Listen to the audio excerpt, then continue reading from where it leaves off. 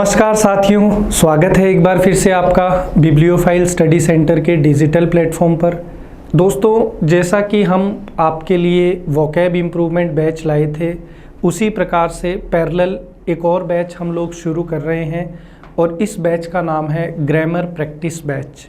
दोस्तों, इसके अंदर हम लोग ग्रामर के जितने भी हमारे टॉपिक हैं जो अलग अलग कॉम्पिटिटिव एग्ज़ाम्स में आते हैं, उनके PYQ यानी कि प्रीवियस ईयर क्वेश्चंस, साथ ही साथ कुछ इम्पोर्टेंट क्वेश्चंस जो एग्ज़ाम में आने वाले दिनों में पूछे जा सकते हैं, उनको अपन सॉल्व करेंगे।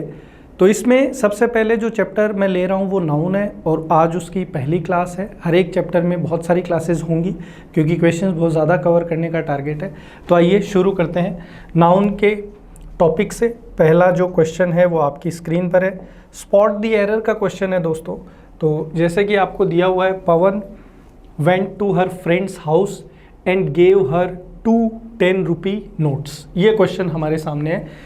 अब जो सेंटेंस है उसको हमने 4 पार्ट में डिवाइड किया है, part A, part B, part C और पार्ट डी। हमें चेक करना है कि सेंटेंस के कौन से पार्ट में एरर है। अगर आपको लगता है कि सेंटेंस में कोई एरर नहीं है, सेंटेंस पूरा ठीक है, तो आप ऑप्शन डी के साथ जा सकते हैं। ठीक है, चलिए। तो यहाँ पर पवन जो है वो अपने दोस्त के घर गया और उसे दिए 2 10 रुपए के नोट। ये अपना सेंटेंस है।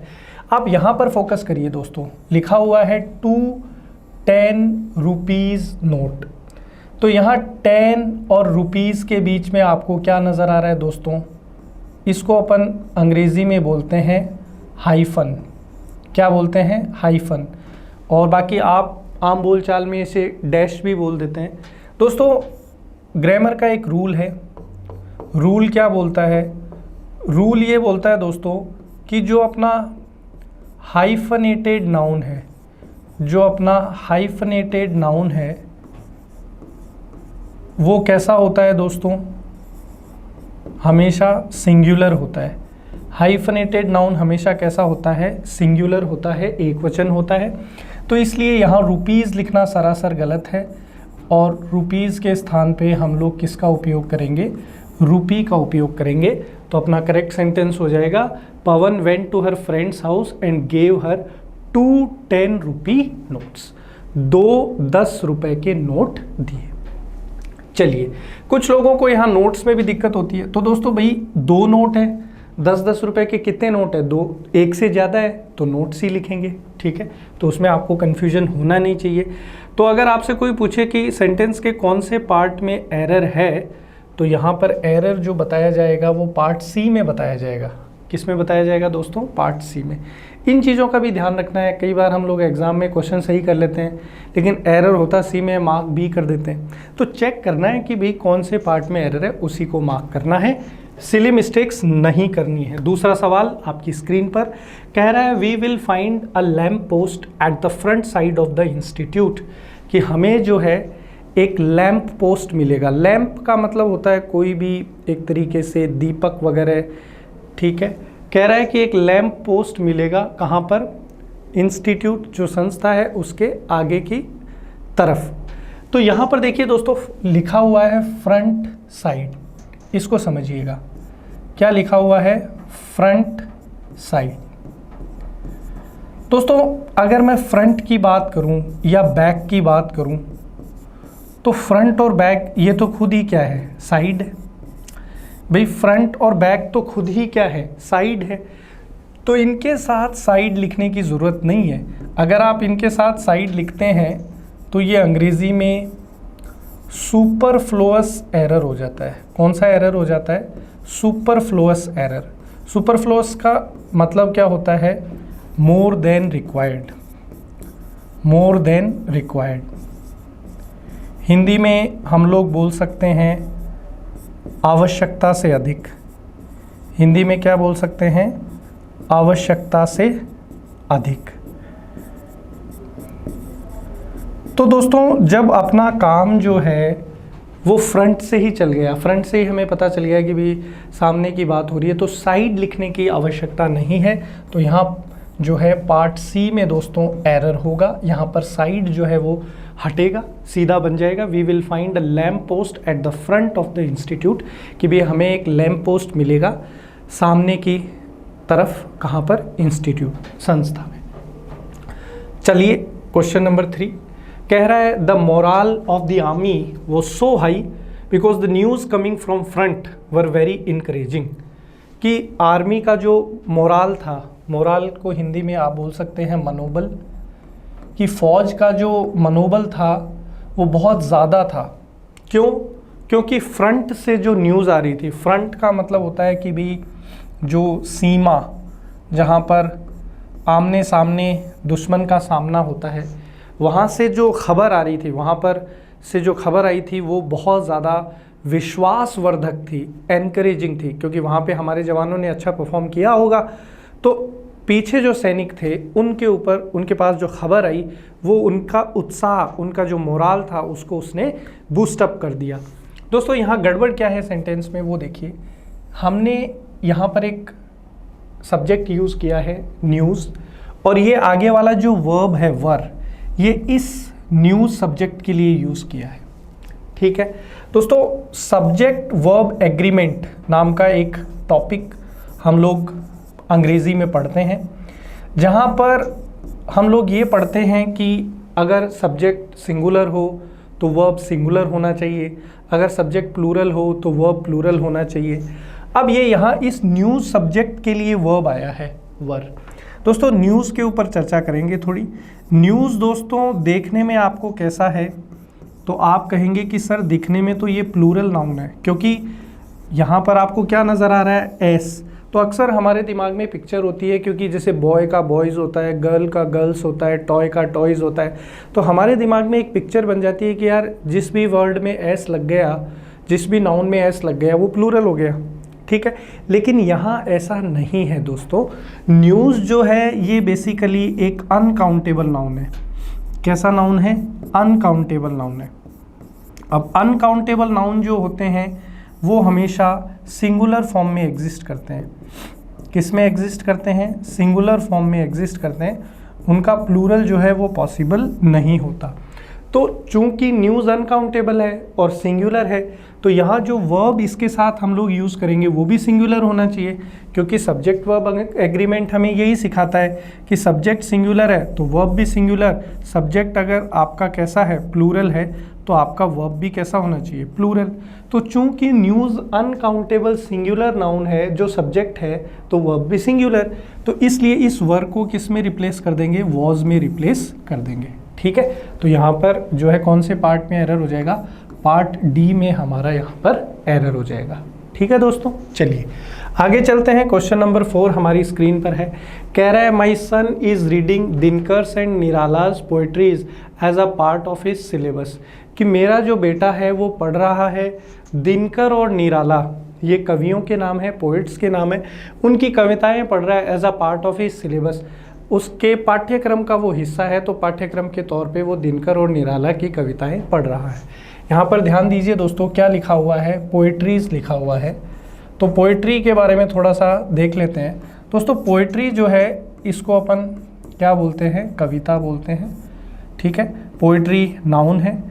तो पोइट्री जो है दोस्तों अपना अनकाउंटेबल नाउन है। कैसा नाउन है? अनकाउंटेबल नाउन है। अनकाउंटेबल नाउन के साथ 2 रूल हम लोग सीखते हैं कि एक तो अनकाउंटेबल नाउन के साथ हम लोग एस या ई एस का यूज़ नहीं कर सकते। दूसरे शब्दों में बोल सकते हैं कि अनकाउंटेबल नाउन जो है कभी प्लूरल फॉर्म में एग्जिस्ट नहीं करता, हमेशा सिंगुलर होता है। हमेशा कैसा होता है अनकाउंटेबल नाउन? अनकाउंटेबल नाउन हमेशा सिंगुलर होता है। दूसरी चीज़ आपको ये भी ध्यान रखनी है दोस्तों कि अनकाउंटेबल नाउन से पहले हम लोग आर्टिकल ए और एन का प्रयोग नहीं कर सकते। ये 2 रूल जो है वो आपको बहुत सारे क्वेश्चंस को सॉल्व करने में हेल्प करेगा। दोबारा सुनिए मैंने क्या कहा। मैंने कहा अनकाउंटेबल नाउन जो है वो हमेशा सिंगुलर फॉर्म में एग्जिस्ट करता है, उसके साथ एस या एस नहीं लगा सकते, यानी कि उसको प्लूरल फॉर्म में रिप्रेजेंट नहीं कर सकते। दूसरा पॉइंट ये है दोस्तों कि अनकाउंटेबल नाउन से पहले आर्टिकल ए और एन का भी उपयोग संभव नहीं है। तो इस कारण पोइट्री जो कि अनकाउंटेबल है उसकी जगह पोइट्रीज लिखना जो है वो सरासर क्या है, गलत है, और यही एरर यहाँ पर है। तो सेंटेंस के कौन से पार्ट में एरर हो गया? सेंटेंस के जो है पार्ट सी में यहाँ पर दोस्तों एरर हो गया। दूसरी एक चीज़ ये भी ध्यान रखिए कि पोएम यानी कि कविता ये काउंटेबल नाउन है, तो पोएम का प्लूरल क्या हो जाएगा, पोएम्स हो जाएगा। तो पोएम्स लिखने में प्रॉब्लम नहीं है, लेकिन पोएट्रीज लिखने में प्रॉब्लम है। चलिए आगे चलते हैं। प्रश्न संख्या 5 कह रहा है the same board is used for chess as well as for draughts, कि शतरंज और ड्रॉट्स, जो कि शतरंज की तरीके का ही एक खेल है जिसके अंदर हमारे पास एक बोर्ड होता है जिसपे काले और सफ़ेद रंग के जो है डब्बे बने होते हैं, उनमें अपन गोटियां रख के खेलते हैं, तो उसी प्रकार का एक खेल है। तो कह रहा है कि जो बोर्ड चेस के लिए यूज़ किया जाता है वो सेम बोर्ड जो है हम लोग कौन से खेल में भी यूज़ कर सकते हैं, ड्रॉट्स में भी यूज़ कर सकते हैं। तो यहाँ पर दोस्तों इस सेंटेंस में किसी भी प्रकार की गलती नहीं है। बहुत सारे लोगों को लगता है कि क्या ड्रॉट्स में ऐसा होता है, तो बिल्कुल होता है दोस्तों। साथ ही साथ आपको ये भी ध्यान रखना है, कई बार क्वेश्चन आ जाता है एग्जाम में, ये दिखने में प्लूरल है लेकिन ये प्लूरल है नहीं, केवल एस इसमें लगा हुआ है, तो ये दिखने में आपको प्लूरल है बट ये है सिंगुलर, क्योंकि ये खेल का नाम है। तो कल को कोई ऐसा क्वेश्चन आ जाए जिसमें आपको इसके साथ कोई वर्ब पूछ ली जाए, तो आपको ध्यान रखना है कि इसके साथ हम लोग कैसी वर्ब यूज़ करेंगे, सिंगुलर वर्ब यूज़ करेंगे। तो सेंटेंस के कौन से पार्ट में एरर हो गया, पार्ट डी में यहाँ पर एरर हो गया।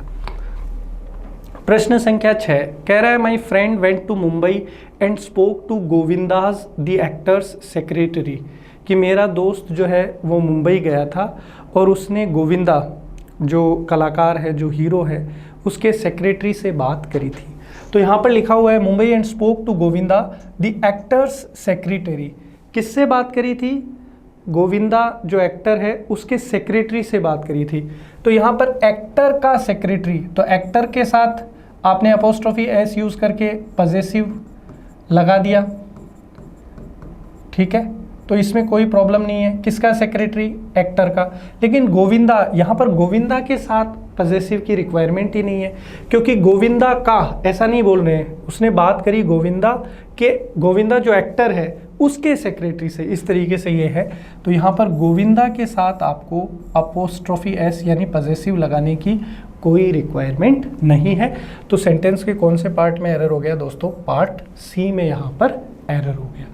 आगे बढ़ते हैं। प्रश्न संख्या 7 कह रहा है children should not seek admissions to the elders society, कि बच्चे जो हैं उनको एडमिशन यानी कि भर्ती नहीं मिलनी चाहिए, या उनको एडमिशन की जो है खोज नहीं करनी चाहिए। कहाँ पर, एल्डर्स सोसाइटी, ऐसी सोसाइटी या ऐसी कंपनी जिसके अंदर वयस्क लोग हैं, वहाँ पर बच्चों को जो है एडमिशन लेने के बारे में नहीं सोचना चाहिए, इस तरीके से है।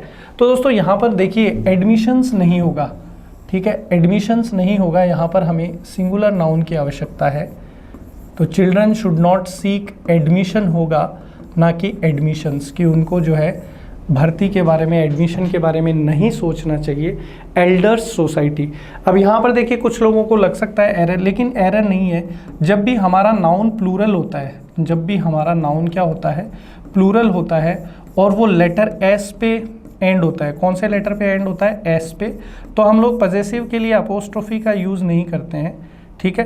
किसका यूज़ नहीं करते हैं पजेसिव के लिए, अपोस्ट्रोफी एस का यूज़ नहीं करते हैं हम लोग, केवल और केवल उस केस में पजेसिव के लिए अपोस्ट्रोफी का यूज़ करते हैं। तो एल्डर्स प्लूरल था, एस लेटर पे एंड हो रहा था, तो केवल हमने यहाँ पर अपोस्ट्रोफी का यूज़ किया। सिंगुलर नाउन को जोड़ रहे होते, उसके साथ पजेसिव केस चाहिए होता, तो हम लोग अपोस्ट्रोफी एस का यूज़ करते, ठीक है दोस्तों। तो पार्ट बी में यहाँ पर एरर होगा। आगे बढ़ते हैं। क्वेश्चन नंबर 8 हमारी स्क्रीन पर है, कह रहा है it is very difficult to chase a huge score in the second inning, कि दूसरी पारी में एक बहुत बड़े लक्ष्य का पीछा करना मुश्किल होता है, ये सेंटेंस है। तो दोस्तों यहाँ पर लिखा हुआ है सेकेंड इनिंग, तो इनिंग लिखना सरासर गलत है दोस्तों, क्योंकि जब भी हम लोग बात करते हैं पारी की, जब भी हम लोग, आप सब क्रिकेट वगैरह देखते ही हैं, तो पारी की बात करते हैं तो जो ओरिजिनल वर्ड है दोस्तों वो क्या है, इनिंग्स है। तो इसलिए हम लोग एस हटाकर इनिंग जैसा कोई वर्ड जो है बना ही नहीं सकते, ठीक है। साथ ही साथ आपको ये भी समझना है कि ये जो वर्ड है इनिंग्स, दिखने में तो आपको प्लूरल है, दिखने में आपको कैसा है, प्लूरल, बट प्लूरल है नहीं। बेसिकली जो इनिंग्स वर्ड है ये कैसा है, सिंगुलर है, एक वचन है, इस चीज़ का आपको ध्यान रखना है। प्रश्न संख्या 9 देखिए, she does not cut paper with blade but with the scissors, कि वो जो है पेपर को जो है ब्लेड से नहीं काटती है बल्कि किससे काटती है, कैंची से काटती है। अब यहाँ पर ध्यान दीजिए, सीजर्स, कैंची, सीजर्स से पहले कौन सा आर्टिकल है, ए। दोस्तों सीजर्स जो है ये बेसिकली एक प्लूरल नाउन है। कैसा नाउन है, प्लूरल नाउन है, ठीक है। इसके अंदर कितने पार्ट हैं, 2 पार्ट।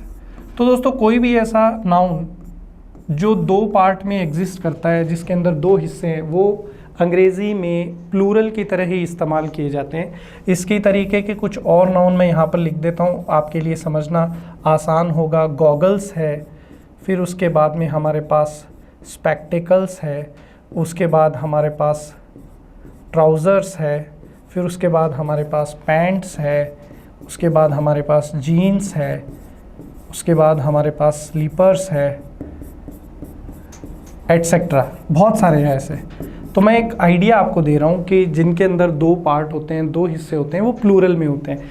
तो रूल ये बोलता है दोस्तों कि आर्टिकल ए और एन का उपयोग हम अंग्रेज़ी में केवल सिंगुलर काउंटेबल नाउन से पहले करते हैं।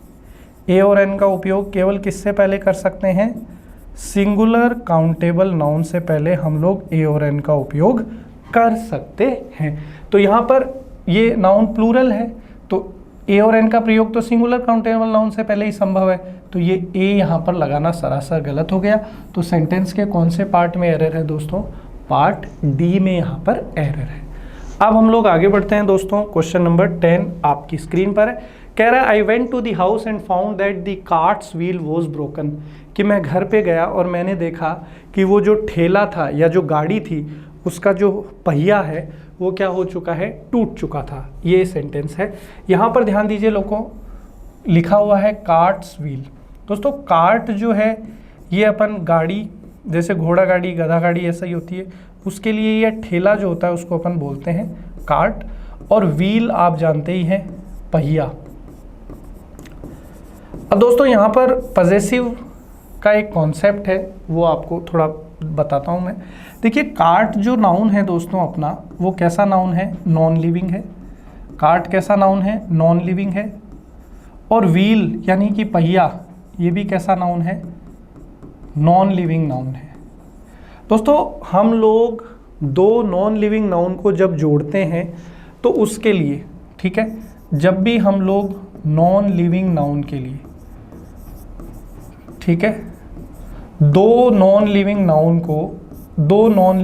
को जोड़ते हैं, 2 नॉन लिविंग नाउन को जोड़ते हैं तो अपोस्ट्रोफी एस का यूज़ नहीं करते, बल्कि कौन से प्रेपोजिशन का यूज़ करते हैं, प्रेपोजिशन ऑफ का यूज़ करते हैं दोस्तों।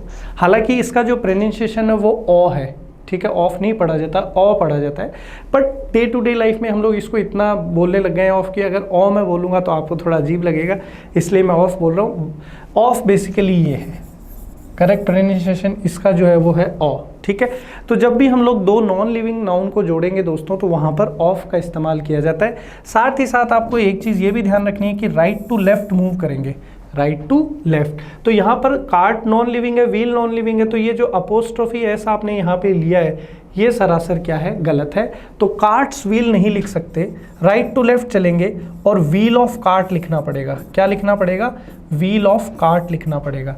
राइट टू लेफ्ट मैं इसलिए बोल रहा हूँ कि अगर आपने कार्ट ऑफ व्हील लिख दिया, ऑफ लगा दिया, लेकिन लेफ्ट टू राइट चले गए तो भी गलत हो जाएगा। आपको लिखना पड़ेगा व्हील ऑफ कार्ट। तो ये बनेगा I went to the house and found that the wheel of the cart was broken, wheel of the cart was broken. ये आपका करेक्शन होगा। तो सेंटेंस के कौन से पार्ट में एरर है दोस्तों, पार्ट सी में यहाँ पर एरर है। आगे बढ़ते हैं, प्रश्न संख्या 11 कह रहा है Raghu is going to Stephen Hawking's the scientist country, no error. दोस्तों इस तरीके का सवाल पहले भी एक आ चुका है, जहाँ पे अपन ने कहा था कि भाई मेरा जो व्यक्ति है वो गोविंदा के सेक्रेटरी से उसने बात करी। तो उसी प्रकार से है कि रघु जो है वो जा रहा है स्टीफन हॉकिंग जो वैज्ञानिक है उसके देश। तो स्टीफन हॉकिंग को आपने साइंटिस्ट से रिलेट थोड़ी किया है, साइंटिस्ट से कंट्री को रिलेट किया है, तो वहाँ अपोस्ट्रोफी एस बिल्कुल ठीक है। लेकिन यहाँ स्टीफन हॉकिंग के बाद में ये जो आपने अपोस्ट्रोफी एस लगाया है इसका यहाँ पर कोई इस्तेमाल नहीं है, क्योंकि अपोस्ट्रोफ एस आप लगाते क्यों हैं, कनेक्ट करने के लिए, रिलेट करने के लिए। लेकिन यहाँ पे आपने स्टीफन हॉकिंग से किसी चीज़ को रिलेट थोड़ी किया है, तो यहाँ पर हमें अपोस्ट्रोफी एस की रिक्वायरमेंट नहीं है।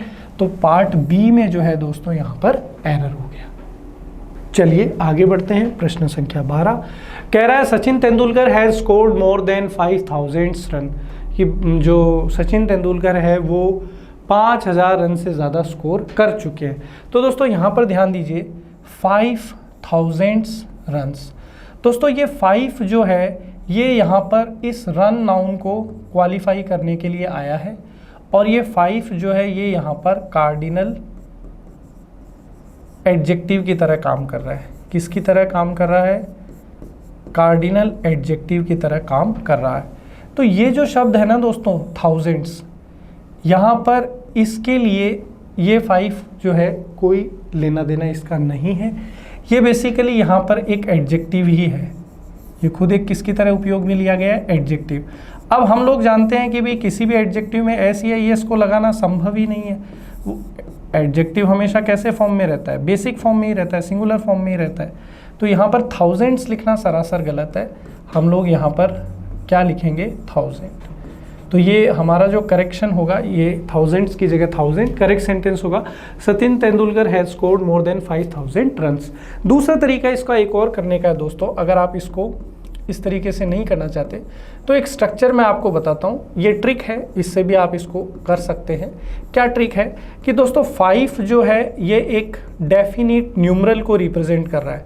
किसको रिप्रेजेंट कर रहा है? Definite numeral. डेफिनिट न्यूमरल मतलब निश्चित संख्या।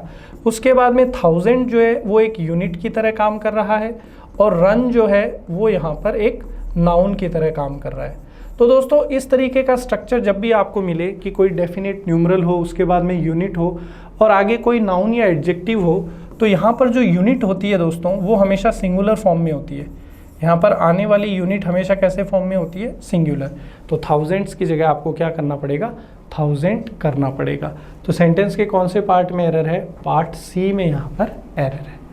आगे बढ़ते हैं दोस्तों। प्रश्न संख्या 13 कह रहा है the name of Ajitabh and Amitabh's father is Bachchan ji. Ajitabh और अमिताभ के पिताजी जो हैं उनका नाम क्या है? बच्चन जी।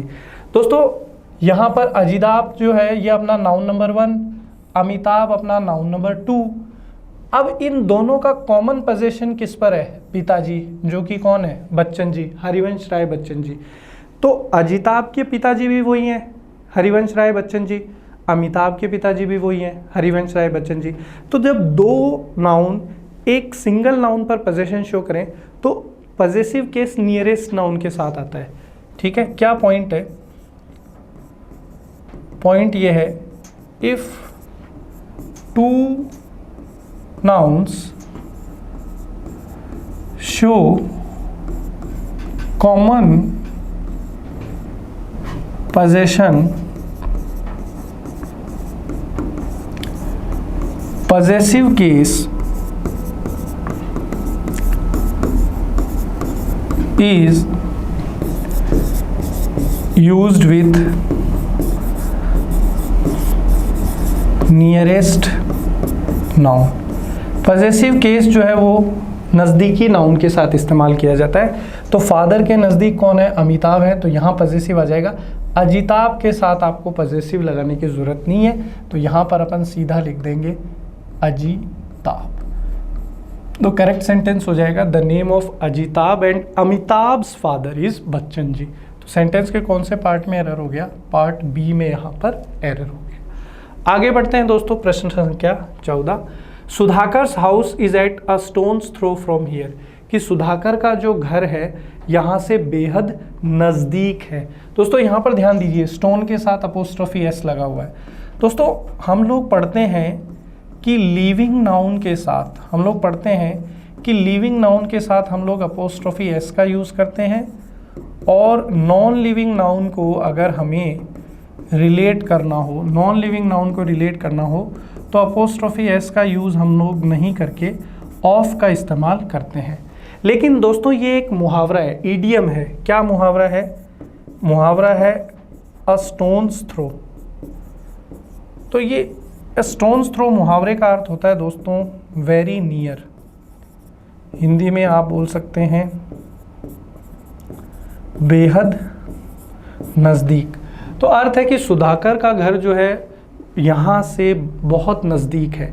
तो ये चूंकि एक ईडियम है इसलिए अपन नॉन लिविंग नाउन स्टोन में जो है किसका इस्तेमाल कर रहे हैं, अपोस्ट्रोफी एस का।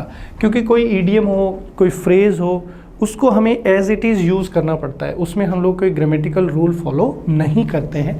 सो दैट्स वाई ये सेंटेंस बिल्कुल ठीक है, यहाँ पर किसी प्रकार का कोई एरर नहीं है।